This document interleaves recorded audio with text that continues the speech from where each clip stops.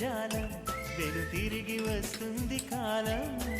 రేపుగా మన పాపగా పుడుతుంది సరికొత్తగా నీవు నాకు తోడుగా నేను నీకు నీడగా ప్రతి రేయి తీయగా పిలుస్తోంది హాయిగా ఇలా ఉండిపోతే చాలుగా